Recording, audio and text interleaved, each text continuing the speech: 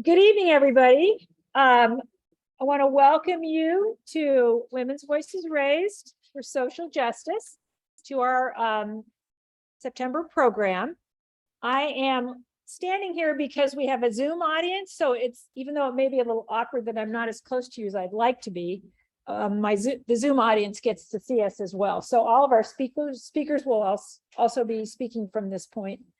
I am the president of Women's Voices Raised for Social Justice. Thank you so much. It's been a real honor to follow in the footsteps of Susan Glassman and Ruth Ehresman, and I feel like I'm just getting my feet wet, learning all about the many things our organization does. And I must say, everywhere I go, nothing but kudos. And so I'm so grateful to be with an organization that has such a fantastic reputation. And we're going to keep working to uphold that. So I have just a few things I want to share with you before we get to our speakers. We have a great evening planned for you tonight.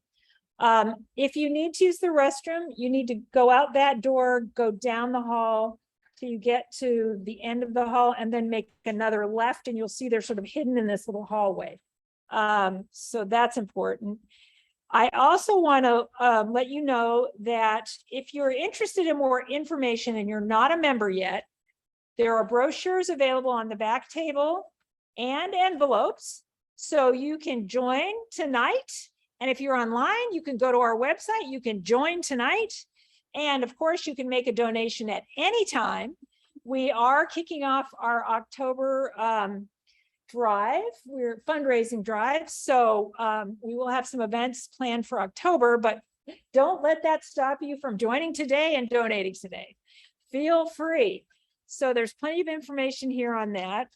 I also want to, I know Michele will be mentioning this, I believe, in her talk, but I want you all to know, those of you that are here, we have these beautifully made postcards. They're not really going to be mailed. They're going to be hand delivered to our poll workers here in St. Louis and St. Louis County to thank them, because as we all know, they are under fire, sometimes literally being threatened with harm. So we want them to know there are many people out there who support them and who appreciate what they do for us.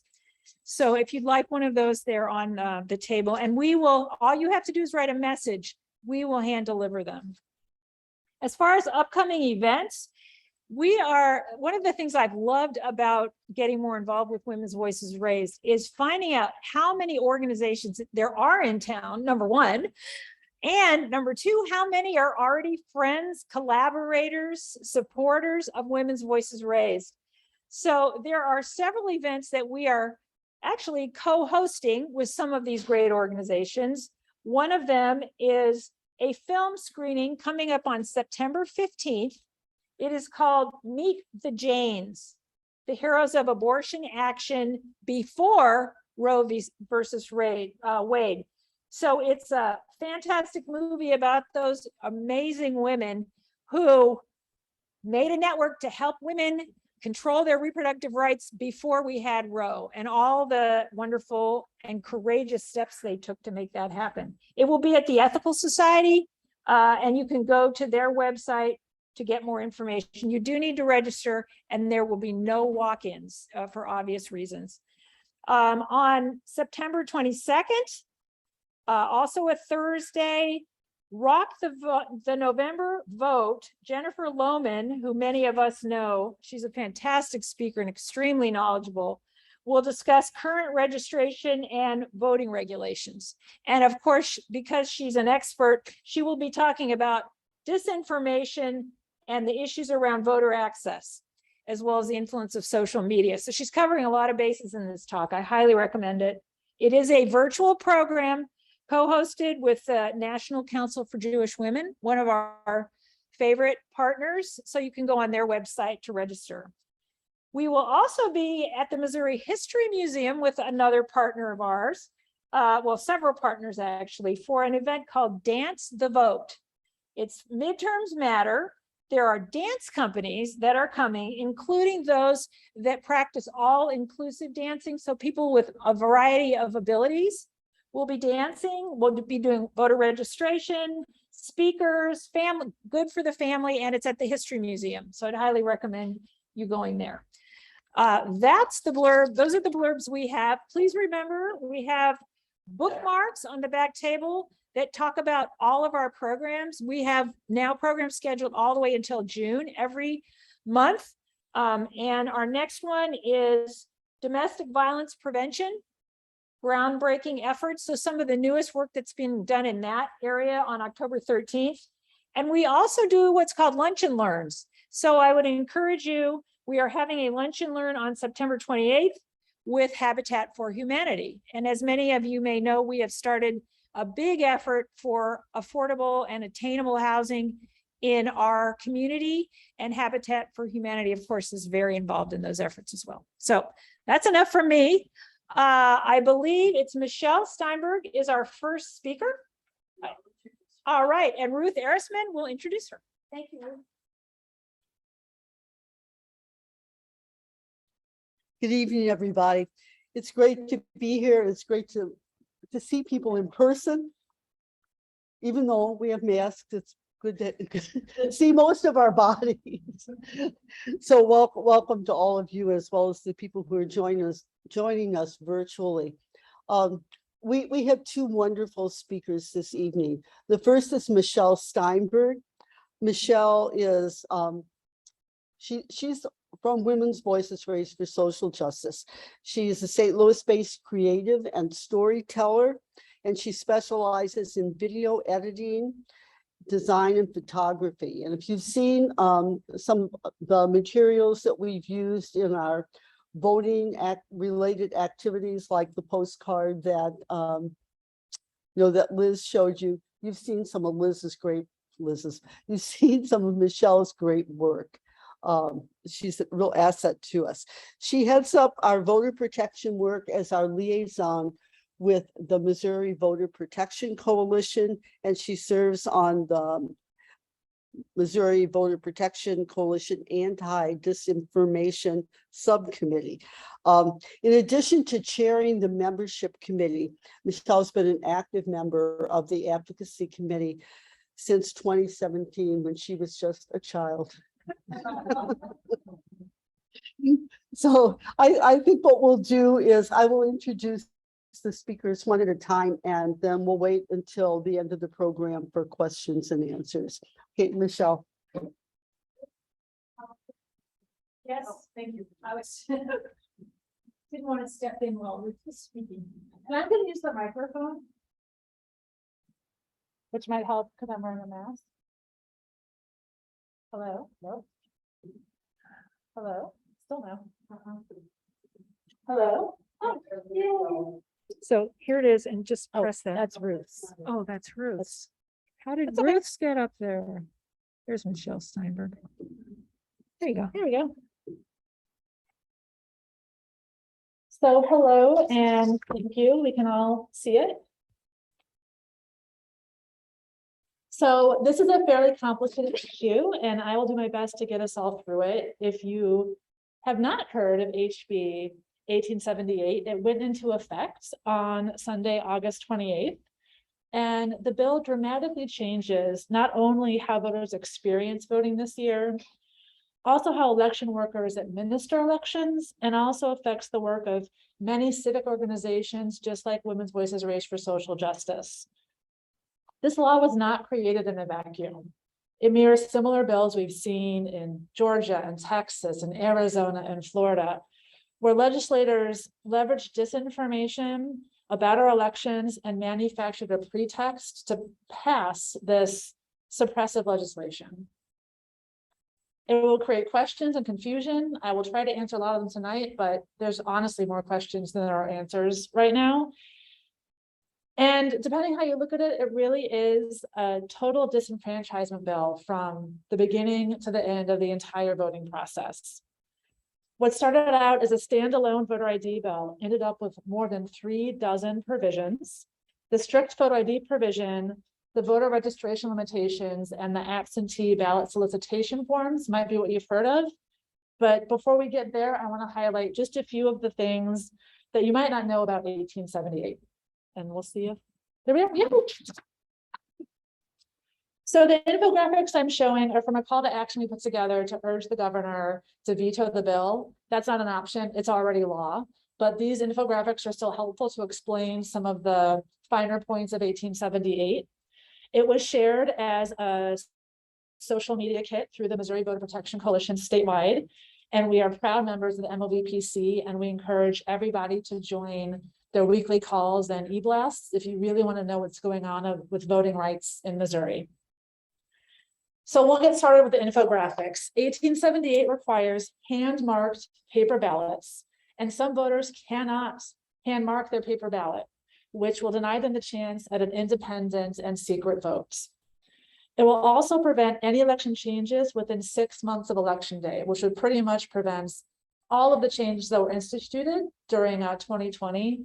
And it's kind of ironic, I'd like to point out, it's done exactly what it doesn't want to do right now.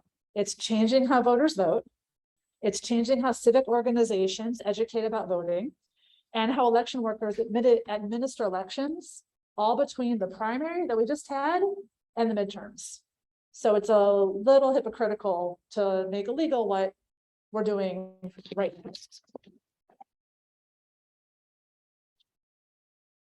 You may have heard of cyber ninjas in Arizona. Now, I'm not saying they're coming to Missouri, but 1878 does open the door to allowing similar private companies to audit our elections.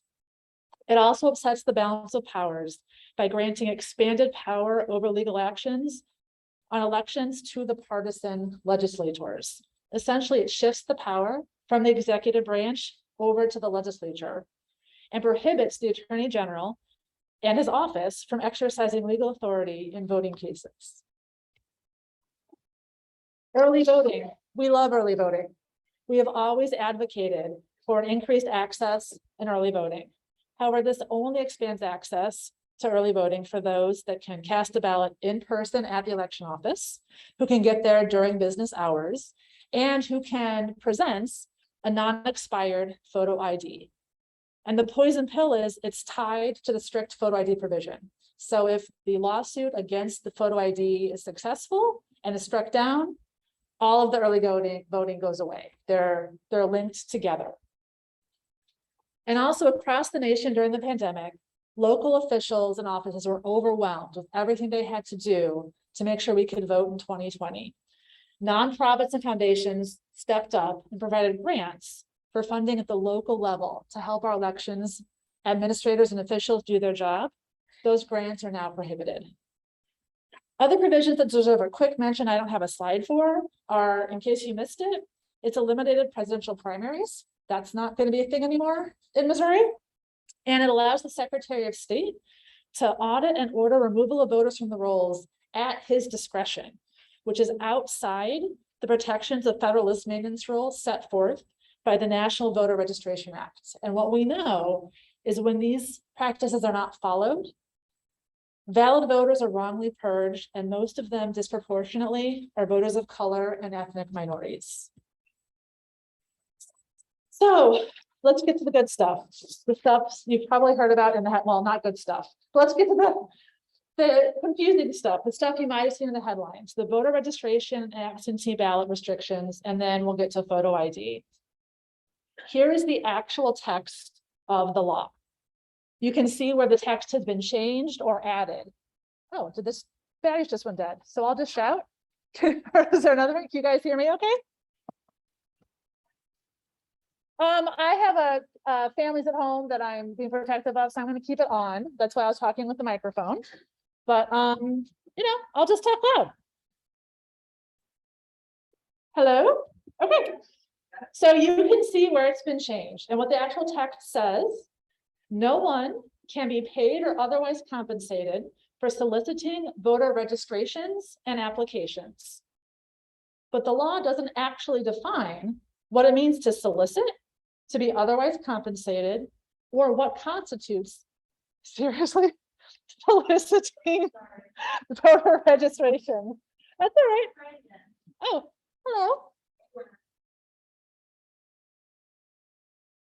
Try it again? Nope.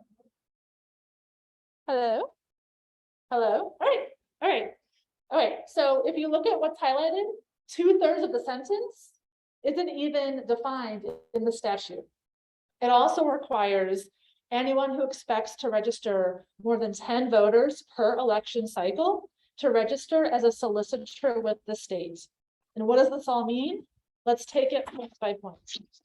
For no person shall be paid or otherwise compensated for soliciting voter registrations. Who can solicit and be paid?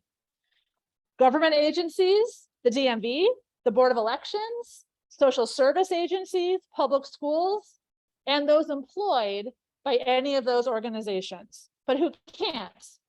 Non-governmental groups, nonprofit organizations like ourselves, and individuals.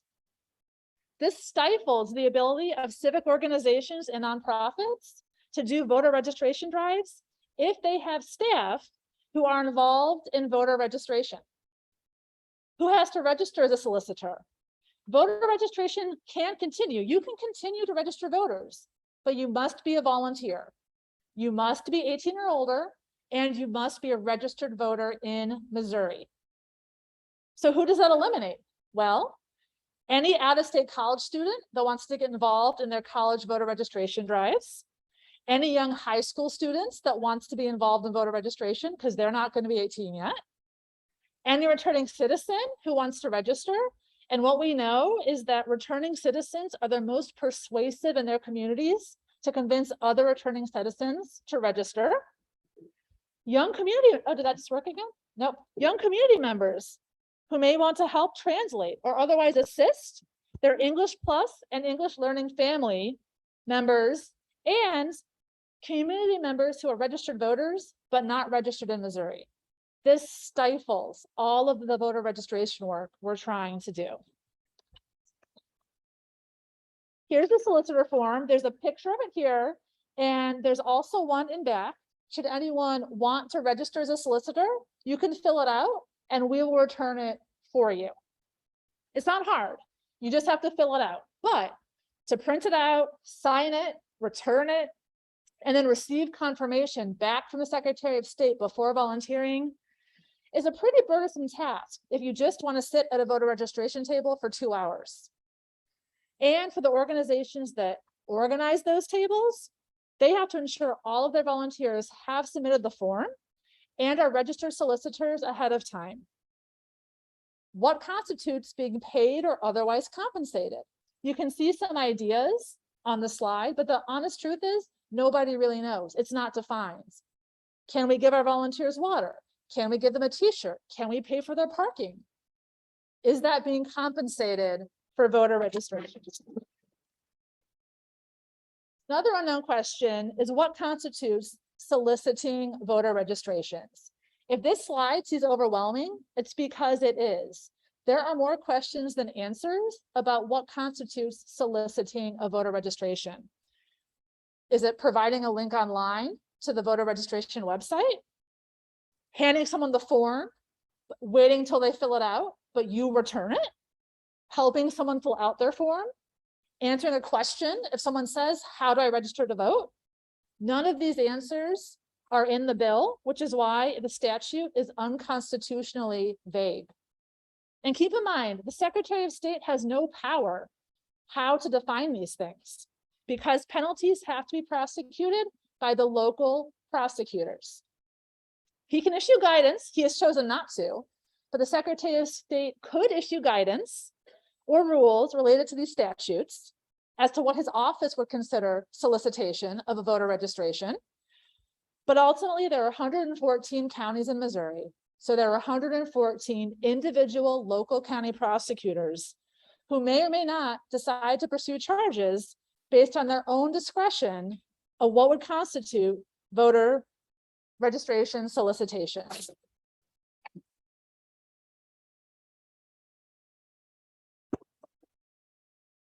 All right, I'll just keep yelling. You guys can hear me okay? Enough? All right. Oh, it goes on and off. All right.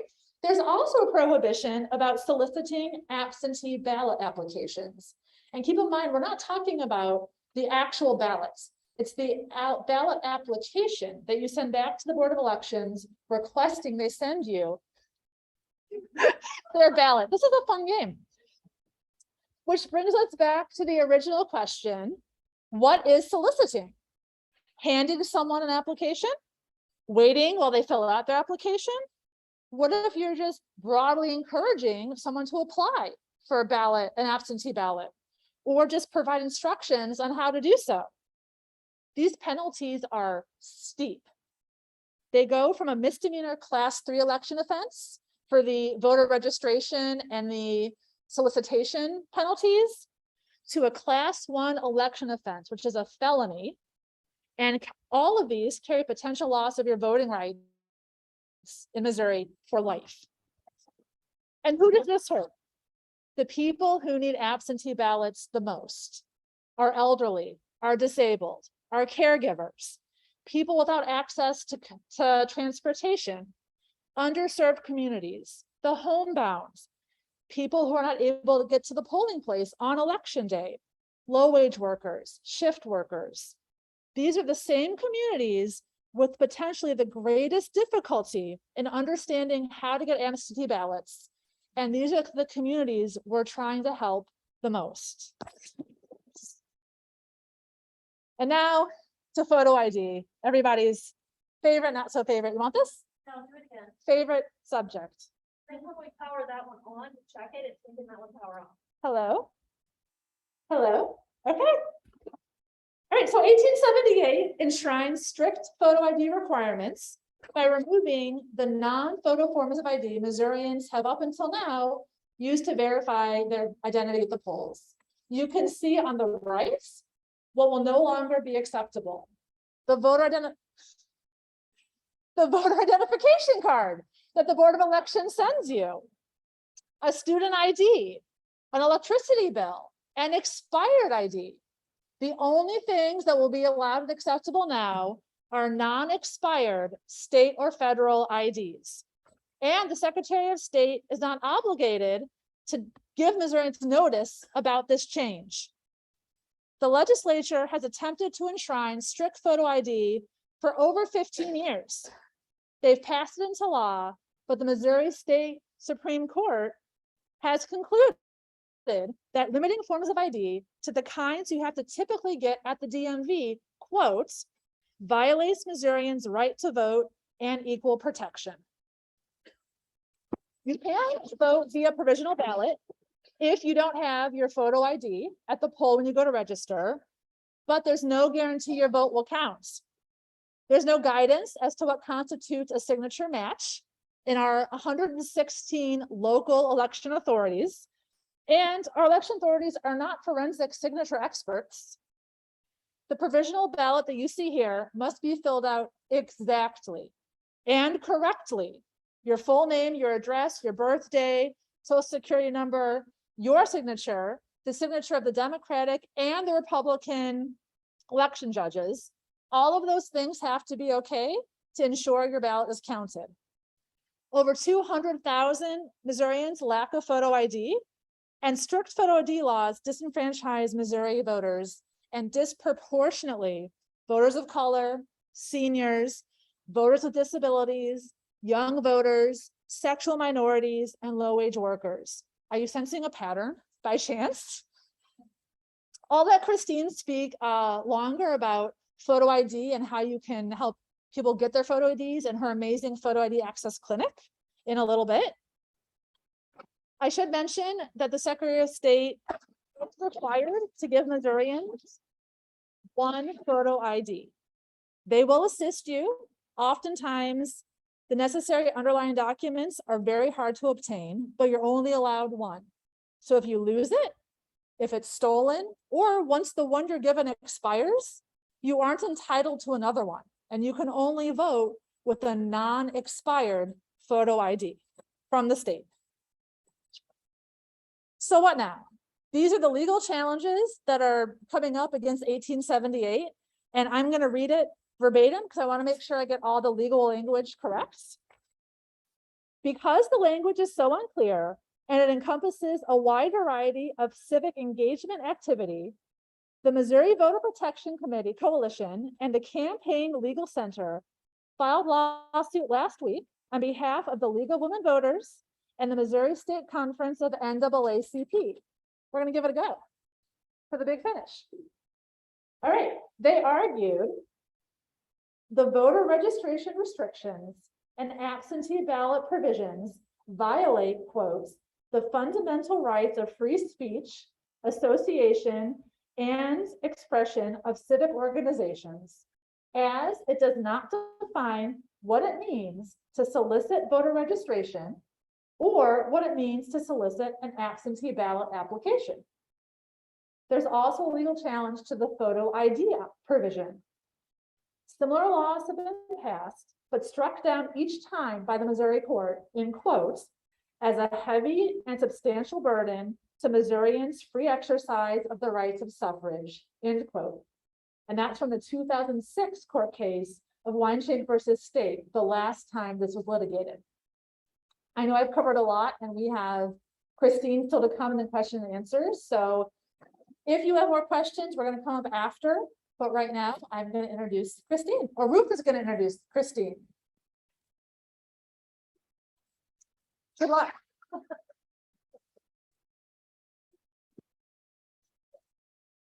I don't. Okay. All right, well, while Liz is queuing up the next slideshow, I'd like to introduce Christine Dragonette. She's the Director of Social Ministry at St. Francis Xavier College Church here in St. Louis. And she's originally from North Carolina. She did her undergrad degree at UNC Chapel Hill. She came to St. Louis as part of a year of service with the Vincentian missions, and eventually began work on and earned her master's degree in social work at St. Louis University. While she did that, she worked part-time at the college church, and it really helped develop their social ministry and created the program that she's going to speak about, their ID and birth certificate program. And in 2019, she established the Missouri State ID Access Coalition to bring attention to the barriers that face so many people face to get an official state ID. So North Carolina's loss is our gain. We're very happy to have Christine here with us.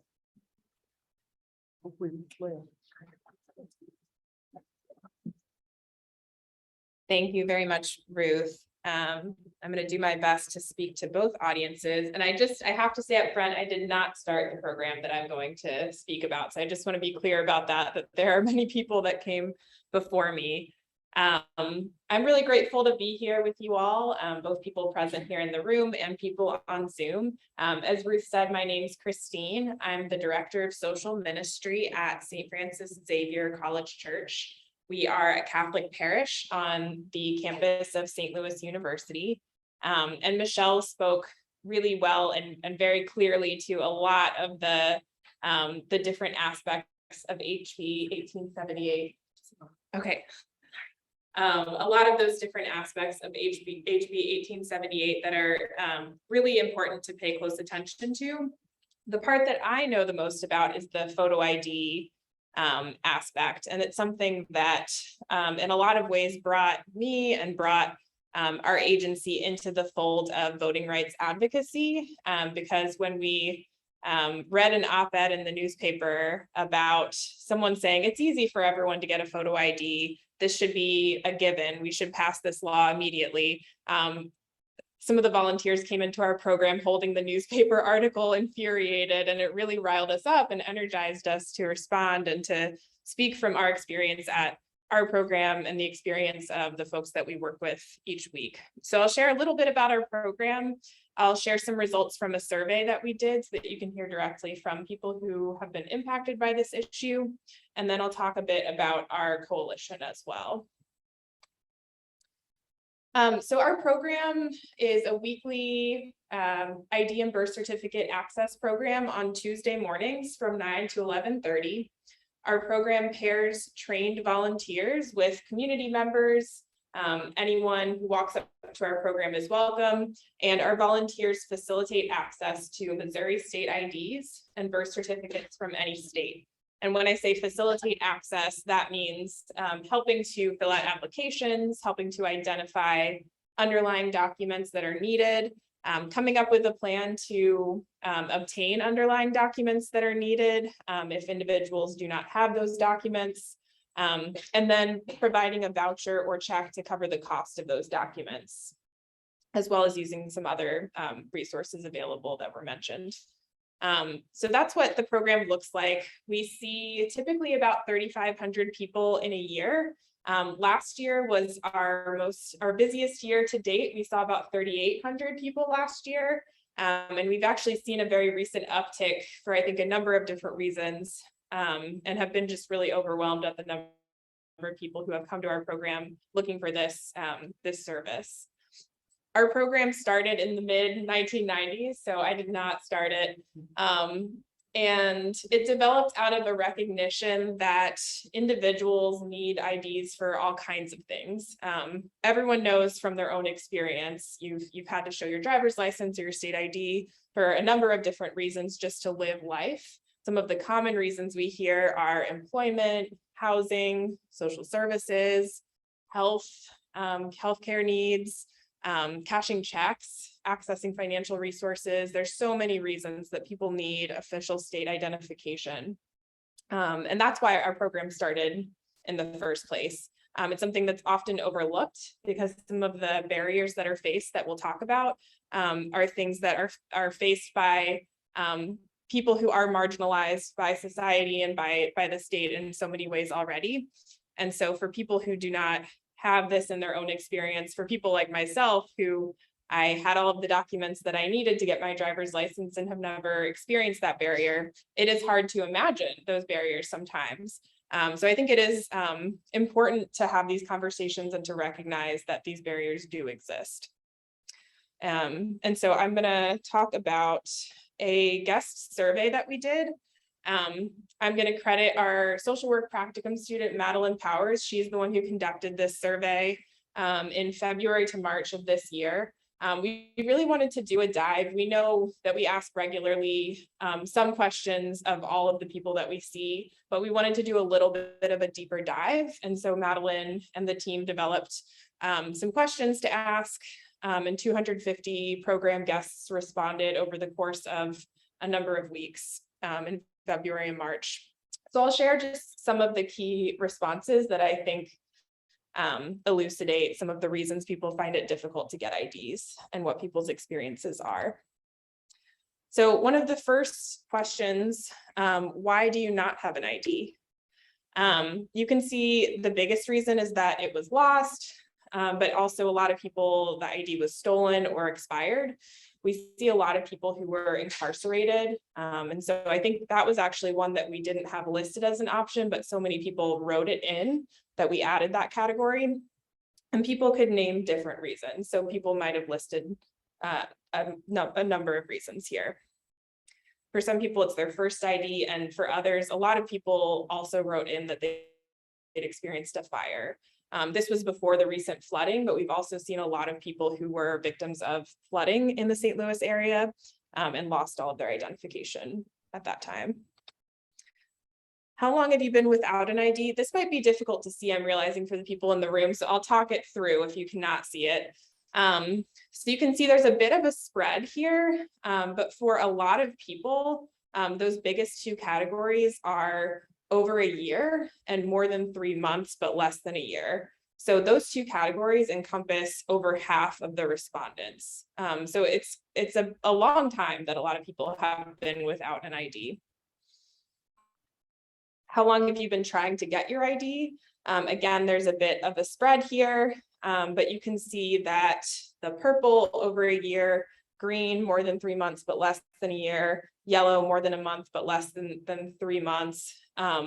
Those encompass over half of the responses, and about 17% of people said over a year, which is a very long time. And that's a lot of people to have said that they've been trying to get their ID for over a year.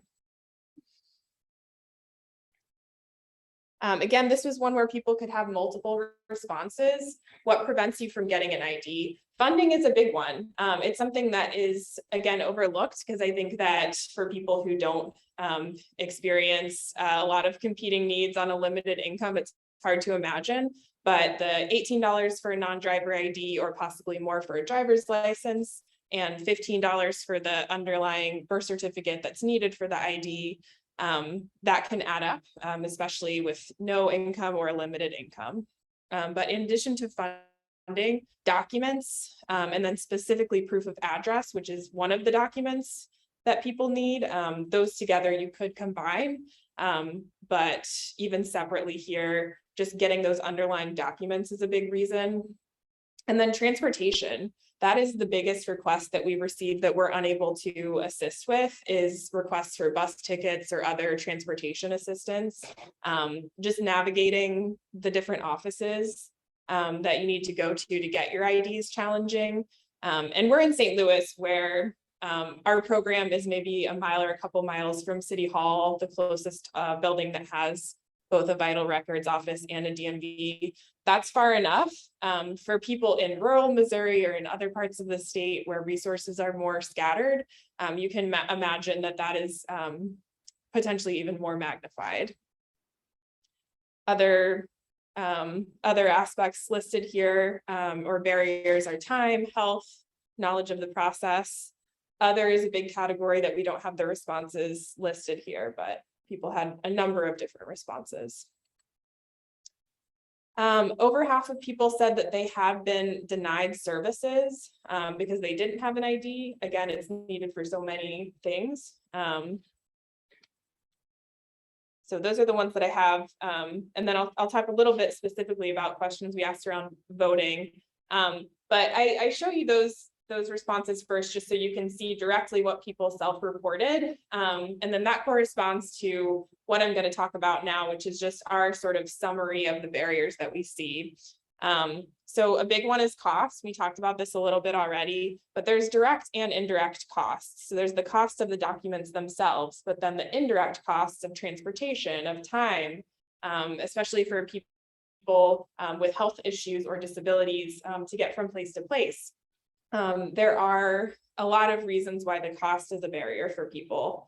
I will mention that the free ID to vote that's offered through the Secretary of State's office is a resource that we share with people. I'll say that we almost always are the first time they've heard about it. It's not something that most people have heard about before they come to our program. But for people who are eligible to receive their free ID to vote, we do tell them about that resource and they are able to utilize it.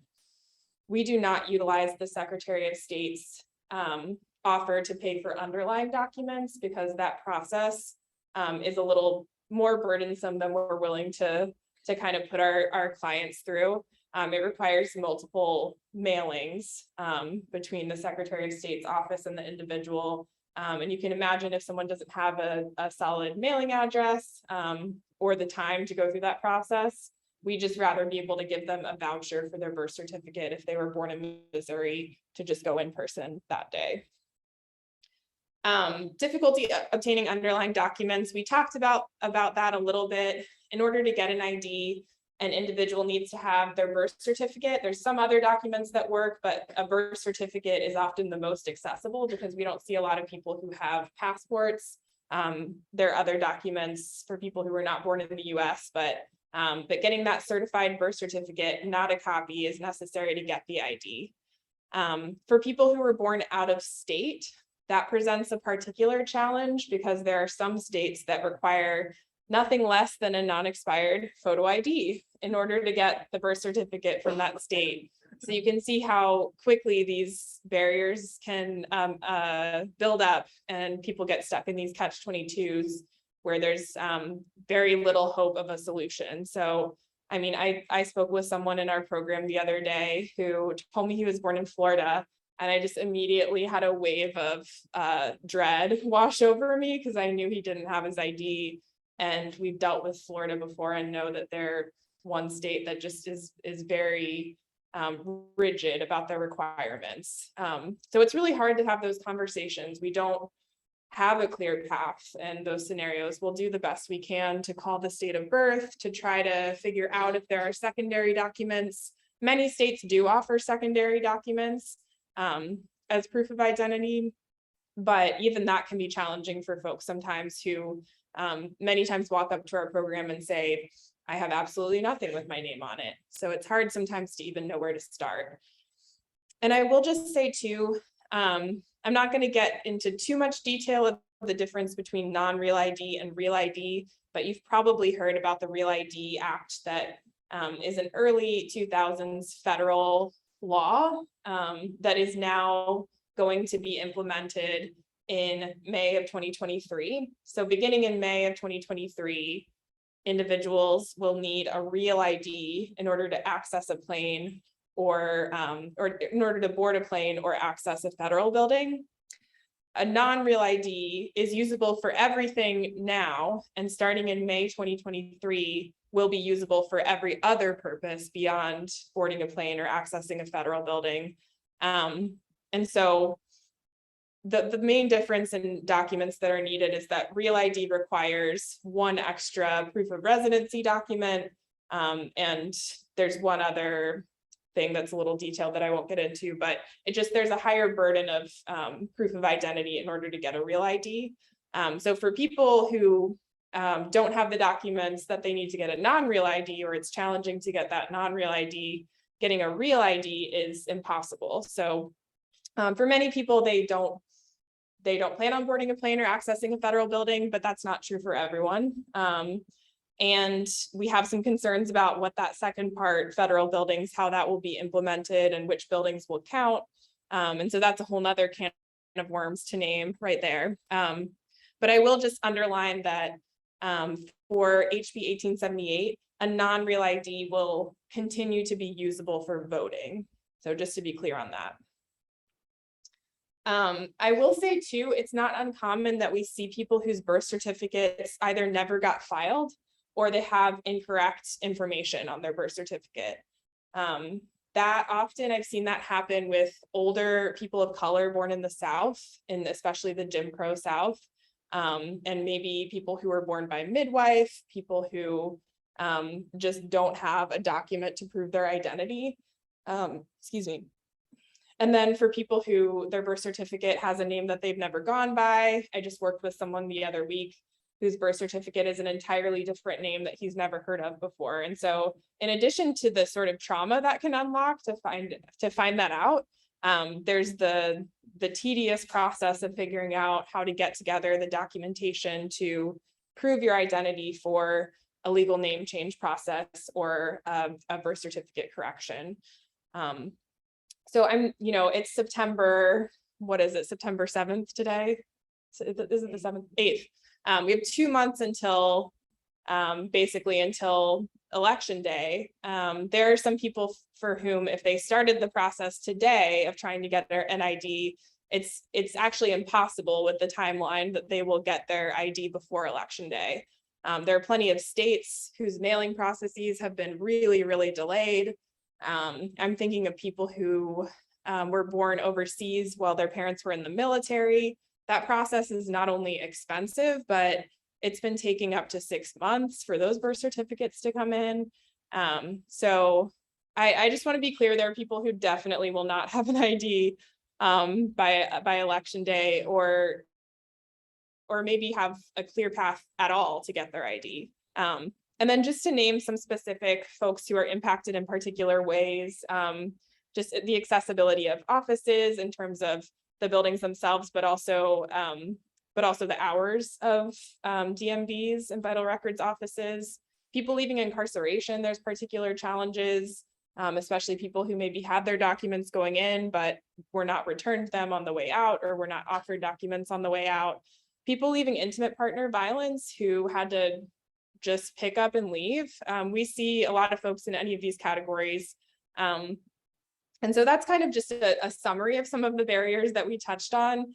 I want to be clear that we see so many individuals with their own stories, and everyone has their own story. There's no monolith, and yet there are patterns and clear kind of bigger barriers that come up that we see time and time again. I want to wrap up because I know it's about time for me to wrap up.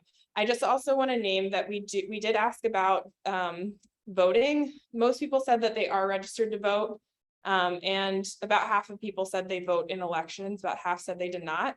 And I don't have time to go through these quotes. I'm happy to share these slides. They're also probably small, but I think this is one of the most powerful parts of our survey is just some of the open responses we received. There's a lot of reasons why people don't vote. So I want to be clear that HB 1878 is just another aspect of preventing people from voting. As you can see, it never serves the Black community any good was one of the quotes. I don't have a permanent address. Some misinformation about people with felony convictions not being able to vote ever again. That's not true. But there's a lot of misinformation out there. Just the sense that it doesn't make a difference. So I think it's important to remember this as well, in addition to this bigger conversation about requiring a photo ID to vote. A lot of the people impacted by that photo ID requirement are also already experiencing a lot of barriers to accessing the ballot or disenchantment with the process of voting. Again, I need to wrap up, but a lot of powerful quotes about what people would say if they could talk to an elected official. A lot of people said these documents should be free and easier to access. And then I'll just wrap up by touching on our ID Access Coalition. This is the coalition that is recognizing that in addition to our direct work, we need to be clear about the systemic issues that are at play, and we need to be combating those as a coalition. And so we are very St. Louis based right now, but we're hoping to reach across the state, and we're starting to do that, especially through our ID clinic trainings. So we've worked with one organization in St. Louis who has started ID clinics like ours, and we're working with a number of other interested individuals and groups across the state of Missouri, many of them through Missouri Voter Protection Coalition and energized by this issue.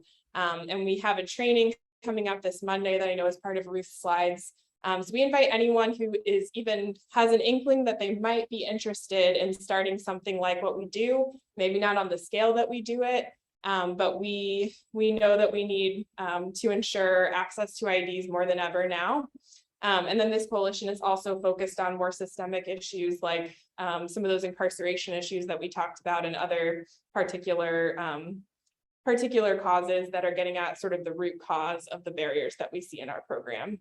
So I'm sorry to rush through the end, but I do want to wrap up, have some information about how to get involved, either by volunteering or by joining our coalition. And I know Ruth will talk about some of the ways to get involved as well. Thank you.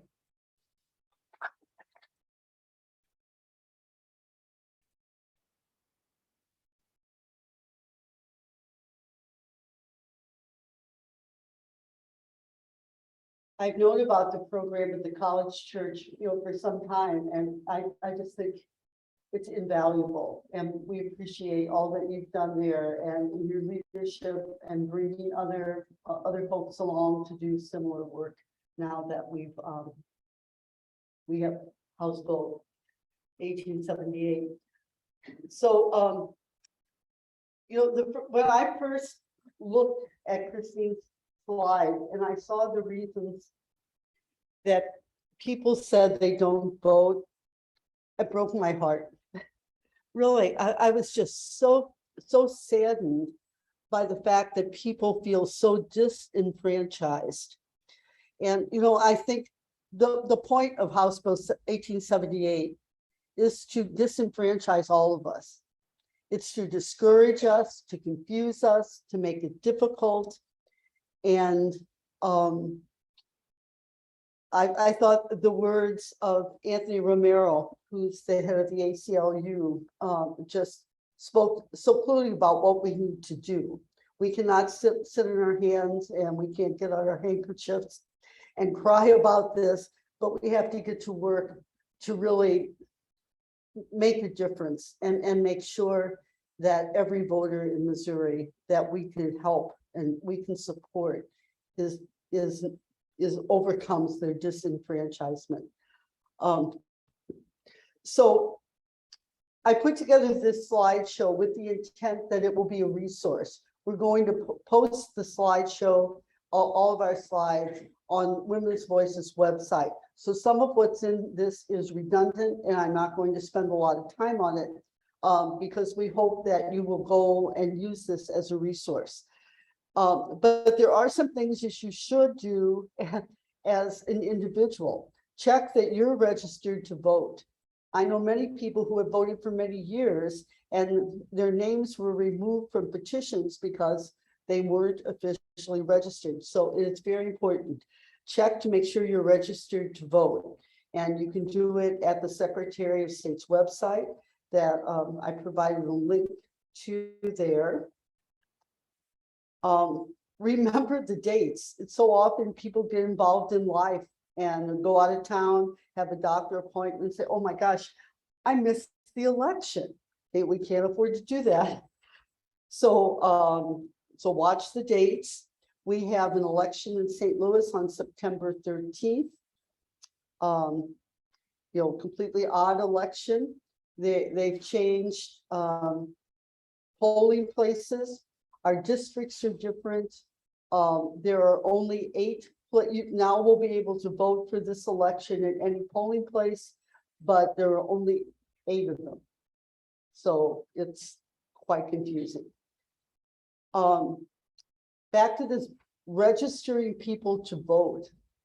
This makes me so angry. You see the smoke coming out of my head?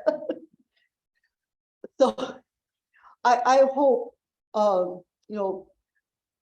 Michele clearly told us what we need to do. We need to register with the Secretary of State as a solicitor. We have those forms in back. I'm hoping the Secretary of State's office is absolutely flooded with those. That's what it looks like. Michele has them in back. If you fill them out here, we will send them in and make sure that they're taken care of. But if I know I do voter registration at our food pantry and at our church, and we can't stop doing that. We can do it as volunteers. They put up roadblocks. We can't do it as Women's Voices because we have paid staff and we want to protect them, but we can do it. So I hope you fill out those and leave them with us when you leave, and we'll take care of that. Please, the work that Christine's doing and the other folks that are trying to help people get the documents they need to get an ID. These are really important. There's an opportunity on Saturday.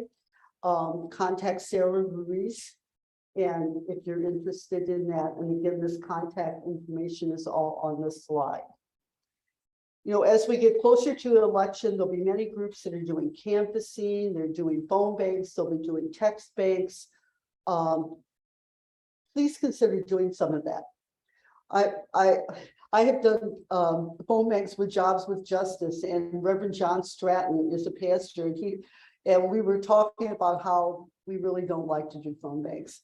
But he said, the reason I do a phone bank is it's like exercise. I feel so good when it's over. So please don't let that stop you. And last of all, volunteer and donate to candidates that you support. That is so critical. As somebody who ran for office, I can't tell you how much that means and how important those volunteer hours are and that money is. So choose your candidate and support him or her. We have several slides that have information about the photo ID clinic startup training Monday, September 12th. You have to RSVP. You should be able to do that through the QR code. And then making a difference on election day.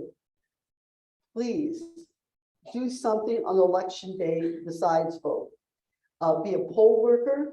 You can sign up to do that on the Secretary of State's website. We will be sharing information about how you can be an election protection worker, either at polling places are through social media. There'll be opportunities that are available, and Women's Voices will let you know what those are as they're identified. Cast an educated vote. Be smart yourself. Research your candidate. We have changed districts. I didn't realize until after the primary that I had a new representative. So who is this person? You know, and anyway, so the maps have changed. They changed very, very close to the election. There was not a lot of time to share that information. So check that out. Talk to the candidates, attend candidate forums, make a plan to vote. Decide before the day when you're going to do it, so nothing gets in your way.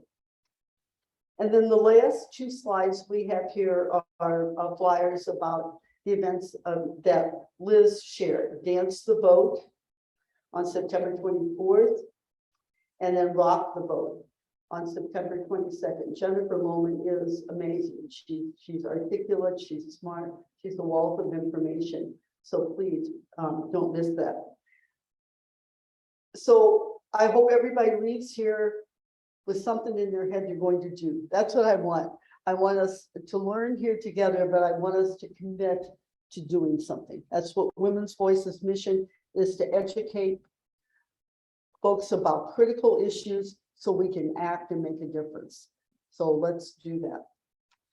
Right now, though, let's answer some questions. I know folks have many questions. Yeah. So Christine and Michelle, would you want to come up here so you can be seen on Zoom? Yes.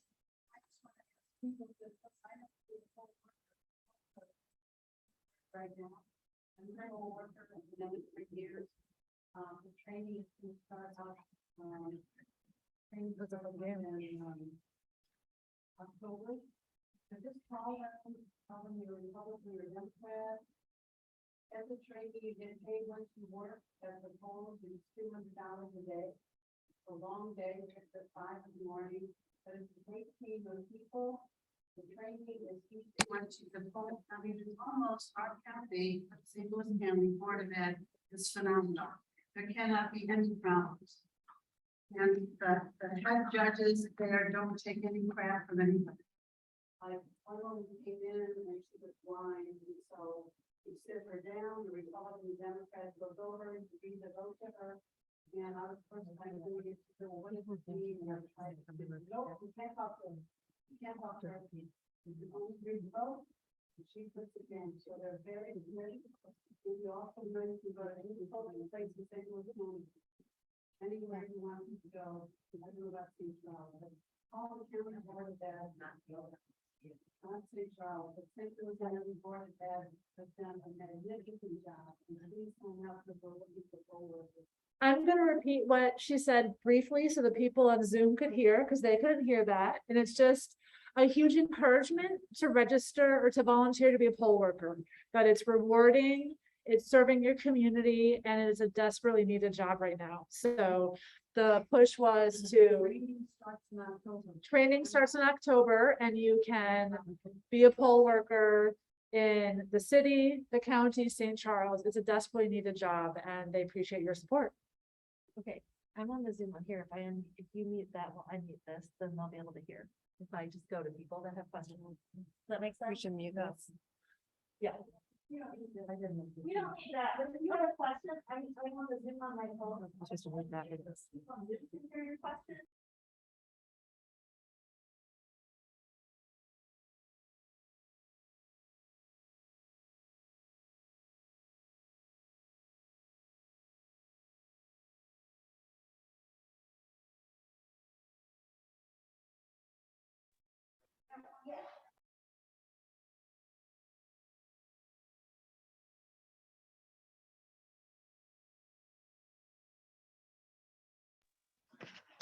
Just near you is fine. There was a huge amount of information, which was very valuable, but I just need clarification about one point. So I was frankly astonished, although I should have known it, that there is a substantial cost to get a government ID, as well as to reestablish or birth certificate that you may not have. So when you add those two together, that's substantial. But then you also said that there is some way that a person can get a voter ID without paying those costs, or a government issued ID without paying those costs. And I wasn't clear whether that is real and how that happens. It's real. Yes, it is real, and that's a great question. So, yes, We did. it is unmuted. I'll repeat the There, the question, if people did not hear the question, it was around how to access the free state ID for voting and the free underlying documents to get that state ID for voting. That is through the Secretary of State's office in Missouri. And I would say I have no experience utilizing the Secretary of State's office for accessing the underlying documents. So things like most commonly a birth certificate. But my recent understanding of that process through an email with the Secretary of State's office is that it requires getting in touch with the Secretary of State's office. So going to their website, and it used to be called Show It to Vote, but I think they just changed everything after Go Vote Missouri. Thank you. They're rebranding now. But if you go to their website to the Go Vote Missouri section, .com. govotemissouri.com. Maybe you should have answered this one, Michelle. Govotemissouri.com. And you reach out to their hotline. There's a phone number and an email. I'm not clear if they pick up the hotline number or not. I haven't reached them live before, but you need to let them know that you need birth certificate to get your ID or whatever underlying documents. And then there's a process that they guide you through to send you the application. You fill out the application, make copies of any required identity documents, mail those documents to the Secretary of State's office so that they can then mail your application to the vital records office of your birth state, so Missouri or another state. And then the birth certificate will be mailed to the individual. So it does require being able to access, a phone or email, being able to go through that process of mailing address. The free ID to vote is a little more straightforward. An individual can go directly to any DOR, DMV office that issues state IDs and driver's licenses. And you need to have all the underlying documents. But the way that you can get a free ID for voting is by saying, I need my free voting ID, or I need my free ID to vote. I would just caveat that it's unclear. There is a lot of offices across the state. I would check with a local office before going, because training has been, it looks different depending on the office you're going to, but they are supposed to issue the free ID to vote. So if you encounter an office that does not do that or says they don't know anything about that, that would be worth reaching out to the statewide DOR office or Secretary of State's office to let them know. But you should be able to just go and say, I need my free voting ID, and you can get one free non-driver, non-real ID per lifetime. So if your ID expires, you cannot get another one. Right. It's kind of a problem. I'm coming to you. I don't have a microphone, but this way at least people on Zoom can Okay. hear you, so speak up. I can bring you the mic too. Those rules that you're talking about, how do they get overseen? Let's say I'm a volunteer and I go to Ruth's Food Pantry. I'm a volunteer and I'm registering people.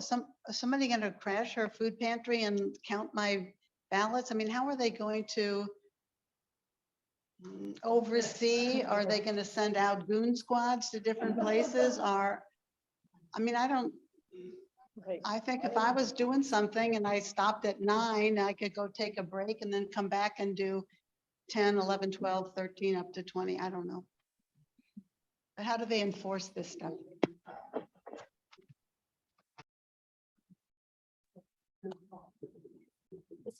So this is where I have to say that this disclaimer, I'm not a legal expert.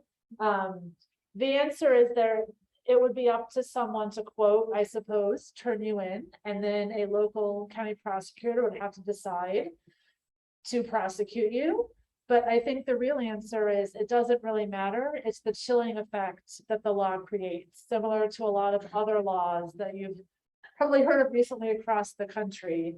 The actual enforcement isn't really as important as the fear and the problems it gives organizations that are looking to comply, or individuals so they don't fear the penalties such as fines, jail times, loss of voting rights. Maybe we should organize a Missouri statewide civil disobedience and go ahead and register hundreds of people and then all get called up before the. So you would need to, I would say, so her idea was for people on Zoom that we should begin a civil disobedience and all rise up together and start, willy-nilly registering the voters. For that to work, we would have to both do that and then find a county prosecutor in our jurisdiction willing to prosecute the crime. And that remains to be seen, who will and who won't. Can we see the chat? I just had a comment. So I don't know who in this room has a real ID, but I went, when my son got his driver's license a year ago, I thought, oh, well, I'll get him a real ID because, he's going to need one to fly eventually. I live in St. Louis County. My zip code is 631. So the Postal Service prefers that I use St. Louis as my mailing address. And so it was already a challenge because like some of our utilities are in my name, some are in my husband's name. So I had to find 2 bills that had my name on them when I took him to get his real ID.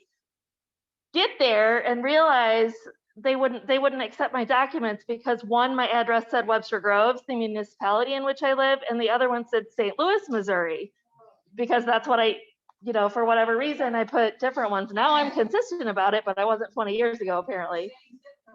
Same zip code, yes, but I live in the 631, so typically now I use St. Louis, but one of them had Webster.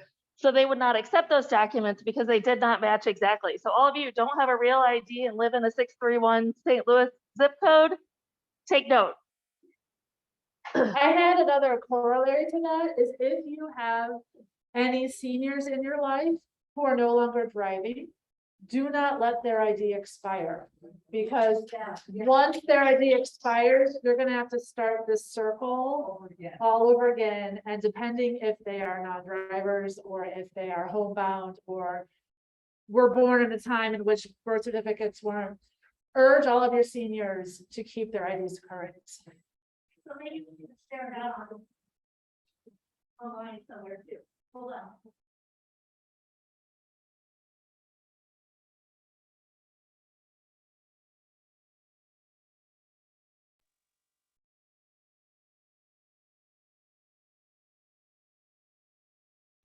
Are we done? Oh, okay. Well, we'll be here.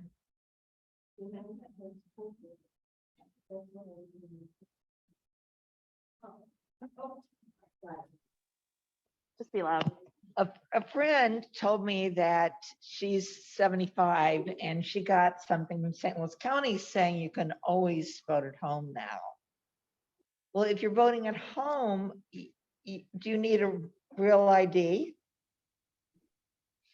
We can tag team this one. Actually, pre-pandemic, the St. Louis County Board of Elections was proactive in sending permanent absentee and or disability applications to any, was it 75 or 70? I don't remember. Anyone older. So they can opt, you don't have to vote absentee if you get the absentee ballots, but you can apply to be on the permanently absentee ballot list if you are of that age or older, and you will automatically get sent an application and get sent the ballot every election cycle. You don't have to use it if you choose to vote in person because you like that kind of thing.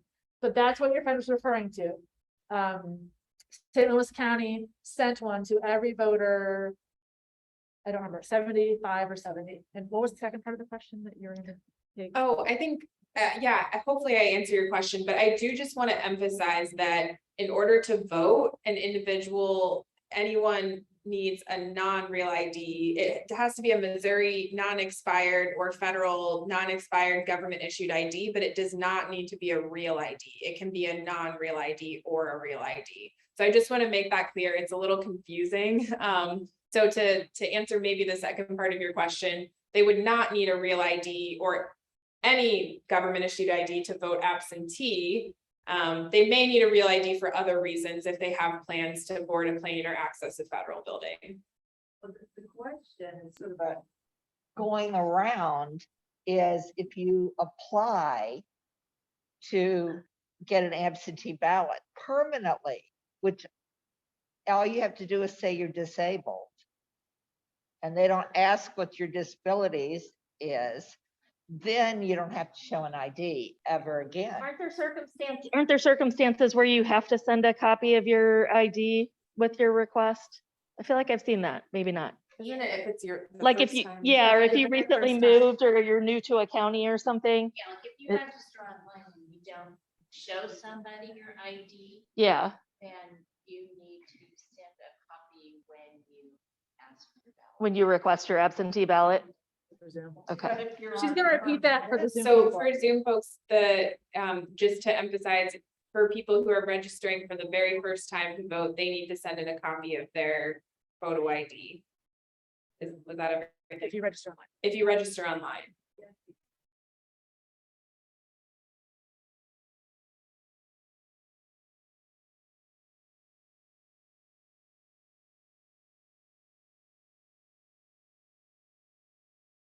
We can help you with. Wow. Well, thank you. All right. All right.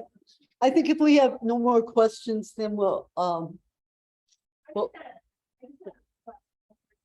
okay. Just for everybody online, Brenna has shared a link to evaluate our program. So for you in the room, we have paper evaluation forms, or you can scan this QR code and do it on your phone. But we would appreciate your feedback. So I'll just, there's two back here at the table, or I'll pass it if people want to scan it with their phone. And for those here in the room, if you'd like to write a letter of thanks to our election workers, the postcards are in back. And we will be hand delivering them, and we've been told they will hang in the break room, so you absolutely know they're going to be seen.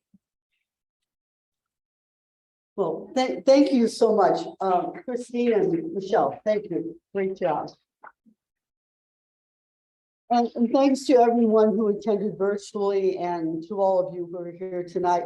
We apologize for our glitches as we try to figure out this hybrid presentation. We appreciate your patience. Yeah. And a new space, so that we have many challenges, but will hopefully things will be smoother in our next programs. But again, I want to thank Christine and Michelle very much for sharing their expertise. Good night, everybody.